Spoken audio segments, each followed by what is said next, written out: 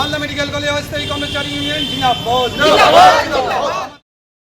আন্দোলনকারীদের বক্তব্য, বর্তমানে মালদা মেডিকেল কলেজ হাসপাতালে 135 জন চুক্তিভিত্তিক অস্থায়ী কর্মী রয়েছেন, যারা জেনারেল ডিউটি অ্যাটেন্ডেন্ট কর্মী হিসাবে, কেউ ডাটা এন্ট্রি অপারেটর, কেউ ল্যাব অ্যাটেন্ডেন্ট, ফার্মাসিস্ট অ্যাটেন্ডেন্ট হিসাবে কাজ করে আসছেন দীর্ঘ কয়েক বছর ধরে।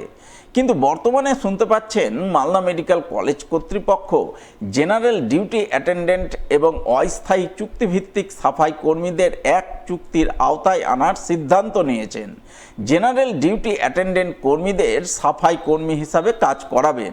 এর প্রতিবাদে তারা আন্দোলনে নেমেছেন। গত 4 দিন ধরে জরুরি পরিষেবার কাজ চালিয়ে অবস্থান বিক্ষোভ করছেন। তাদের দাবি না মানা পর্যন্ত আন্দোলন চালিয়ে যাবেন।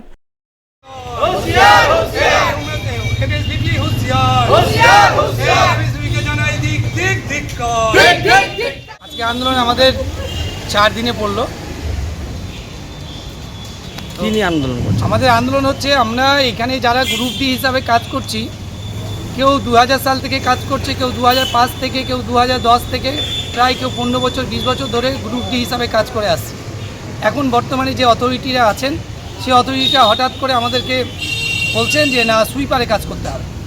এই নিয়ে আমাদের আন্দোলন চলছে। একটাই দাবি আমাদের, যাতে আমরা যে গ্রুপ ডি হিসাবে 15 বছর 20 বছর ধরে কাজ করে আসছি মেডিকেল কলেজে, সেই জায়গায় পুনর্বিবেচনা করার জন্য আমরা আজকে আন্দোলনে।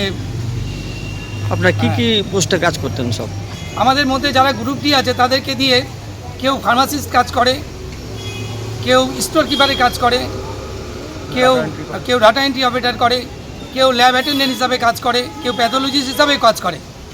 তাদেরকে দিয়ে সব কিছু কাজ করানো হয়। কিন্তু বর্তমানে এখন যে অথরিটি আছেন এমএসভিপি এবং এএমএস ডেপুটি, তাদের এখন বক্তব্য হচ্ছে আপনাদেরকে সুইপারে কাজ করতে হবে।